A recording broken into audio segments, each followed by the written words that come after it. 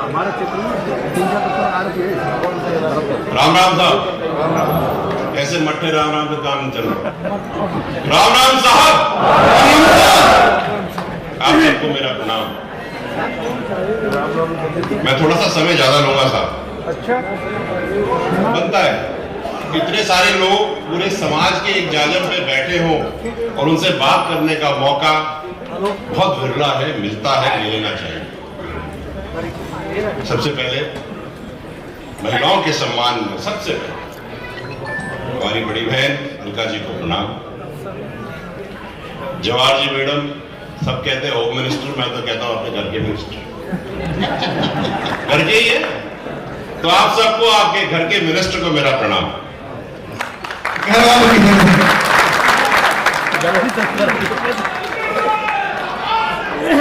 हमारे प्यारे, सम्माननीय और समाज को सही दिशा देने वाले परम पूजनीय श्री श्री 1008 सुरेश दास जी महंत महाराज जी को मेरा प्रणाम।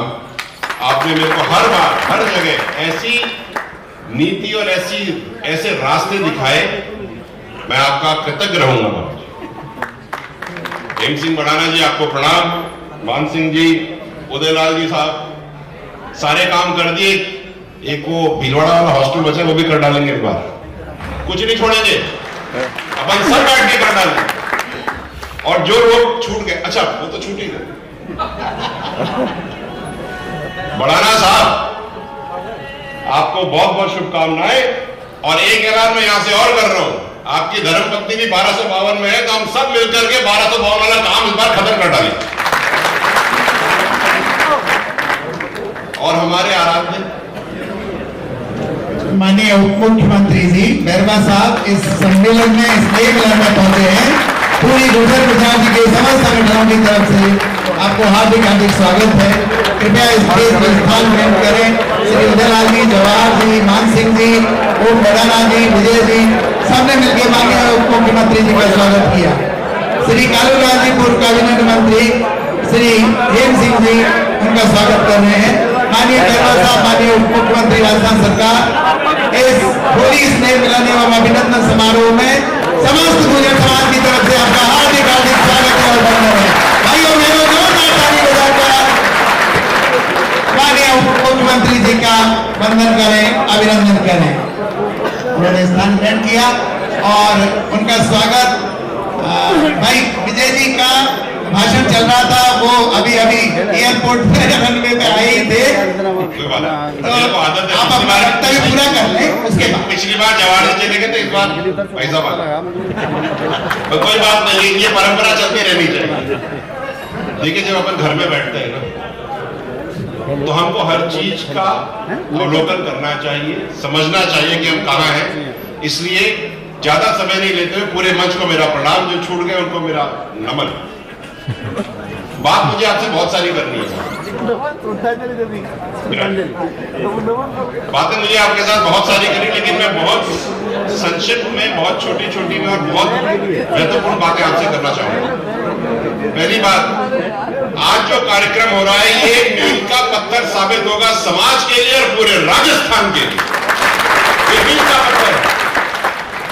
आज आप विचार करें, पिछले इतने सालों से हम सब मिलकर संघर्ष करते आ रहे हैं, और क्योंकि यहां पर ज्यादातर तो सब राजनीतिक ही बैठे हैं, तो जब राजनीतिक बैठे हैं तो एक बात कहना जरूर है कि 73 विधानसभाएं और 12 लोकसभाएं काबिज करने वाले समाज को 2 बार सलाम साहब। आप पूरा गुर्जर समाज और एमपीसी अगर उसमें आप मिला लो, तो राजस्थान में 73 विधानसभाएं आप काबिज करते हैं।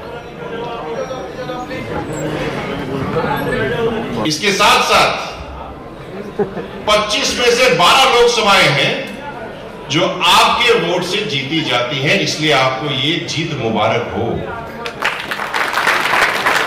हमको अपनी ताकत का एहसास होना बहुत जरूरी है, क्योंकि अगर हमें नहीं पता होगा तो फिर किसको पता होगा? हमें तो पता होना चाहिए। ये बात आप समझिए। भाई साहब बैठ जाओ, निवेदन है, क्या ट्रेन जल्दी जल्दी चेन खींच देता है ना तो बाद में ब्रेक लग जाता है। बात बोलो यार, अभी रोकनी पड़ जाएगी।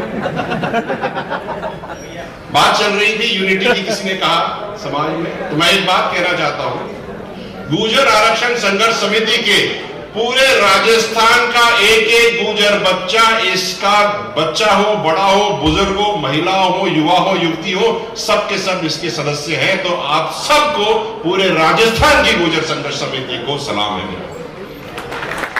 एक भी व्यक्ति ये ना सोचे कि गुर्जर आरक्षण संघर्ष समिति का वो मेंबर नहीं है। कर्नल साहब के विचार ये थे कि हर एक गुर्जर अपने समाज के लिए संघर्ष करे, और उस संघर्ष को रूप देने के लिए कुछ चुनिंदा लोग देखे जाते हैं जो इस कार्य को आगे लेके जाते हैं, तो वो तो वह है ही है, लेकिन आप सब इसके पदाधिकारी हो, तो आपको इस रिस्पॉन्सिबिलिटी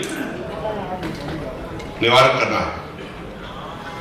पिछली बार जब मैं यहीं इसी मंच पे यहीं पर खड़ा था और एक बात मैंने रखी थी डीएनटी की, तो आप सबसे मैं कहना चाहता हूं कि डी नोटिफाइड ट्राइब्स में गुर्जर भी आते हैं, गडरिये भी आते हैं, नायका रेवाड़ी भी आते हैं, और आप सबको ये खुशखबरी देना चाहता हूं कि पिछले 20 दिन पहले सेंट्रल लिस्ट में राजस्थान के गुर्जर भी सम्मिलित हो गए हैं। आपको बहुत बहुत शुभकामनाएं। हम सब तो अपना काम कर ही रहे हैं, मुस्तैदी से कर रहे हैं, और ये काम मेरे और आपके 2-4 लोगों से नहीं हुआ। दिल्ली में भी पूरी टीम बैठी है जो ये काम कर रही है। बस अब छोटा सा पेच बचा है, और निवेदन है आप सबसे, पेच ये है कि राजस्थान में डीएनटी के सर्टिफिकेट्स नहीं बन रहे हैं। तो जब सर्टिफिकेट्स नहीं बनते हैं तो seed scheme for economic development of denotified tribe, denotified tribes क्या है?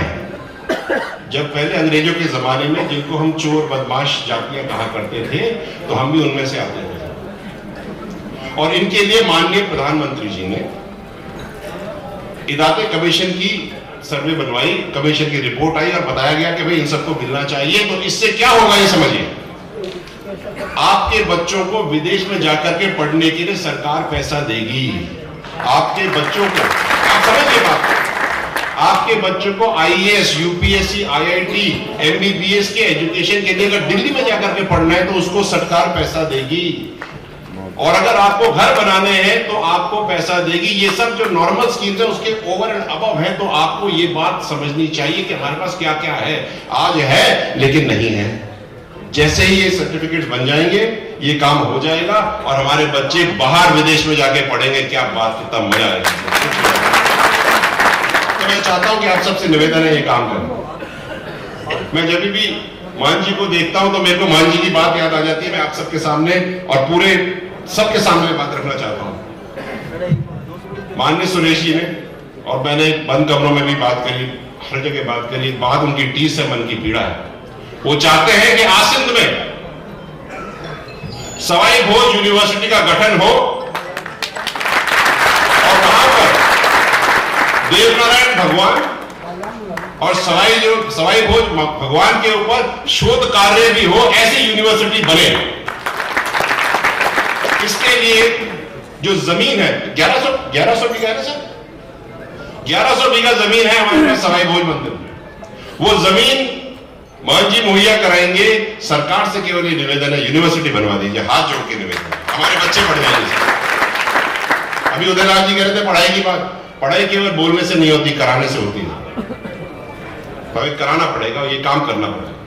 भीलवाड़ा वाले इलाके में हमारे समाज के लोग बहुत पिछड़े हैं, बच्चियों को स्कूल में जाने में दिक्कत हो रही है। और मैं थोड़े से आंकड़े आपके सामने रख दूं। आंकड़े ऐसे हैं कि जो बच्चियां, अगर 100 बच्चियां पहली क्लास में एडमिशन लेती है गांव ढाणी में, तो जब तक 8वीं में आती है ना, तो 100 में से केवल 70 बचती हैं, और 8वीं से जब 12वीं तक पहुंचती हैं तो 70 में से 30 बचती हैं। ये चली कहां जाती हैं, इसमें हमें मंथन करना है, क्योंकि अगर ये बच्चियां नहीं पढ़ी तब जाएंगे कहां, समझने वाली। पिछली बार मैंने कहा था, मैं फिर से कह रहा हूं, आज हम सब बैठ करके मिल करके विचार करें कि हमें आने वाले 20 साल में करना क्या है, हमारे बच्चों को कहां लेके जाना है। कि आज जो बच्चा जन्म रहा है, 20 साल बाद वो जमीन में से बाहर निकलेगा, और जब वो दुनिया में पैर रखेगा तो उसको समाज कैसा मिलेगा, समाज पूरा तरीका कैसा मिलेगा, वो कहां जाकर के रुकेगा, आज हमें तय करना है ये बात। तो मेरी आपसे निवेदन है, कभी भी समय मिले अपन बैठ के इसमें चिंतन करें, आगे की तैयारी करें। बात मैंने एक बार और करी थी, हमारे पास सब कुछ है, हम इंटेलेक्चुअल कैपेबिलिटी बिल्ड नहीं कर रहे। मैं फिर से ही बात कहूंगा, इंटेलेक्चुअल कैपेबिलिटी का मतलब क्या है? हम लोग हर जगह हर तरह की बातें करते हैं, लेकिन मंचों पे, डिस्कशन प्लेटफॉर्म्स पे अपने समाज के लोग मुझे देखते नहीं। विचार करने वाली बात है, जब तक आप विचार कर, जहां पर विचार तैयार होते हैं, जहां पर पोजीशनिंग होती है, अगर वहां पर हम अपने समाज को ही पोजीशन नहीं कर पाएंगे तो फिर दूसरा क्यों करेगा आपकी पोजीशन?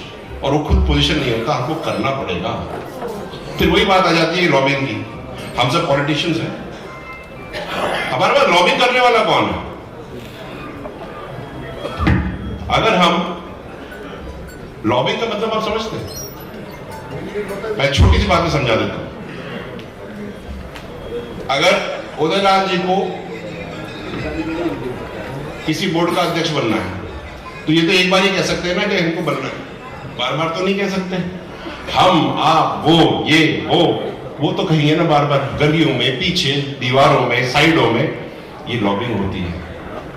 हमारी लॉबिंग बहुत कमजोर है, और मैं मन से कहना चाहता हूं, हमें लोगों को आगे बढ़ाने की जरूरत है, पीछे खींचने की जरूरत नहीं है साहब।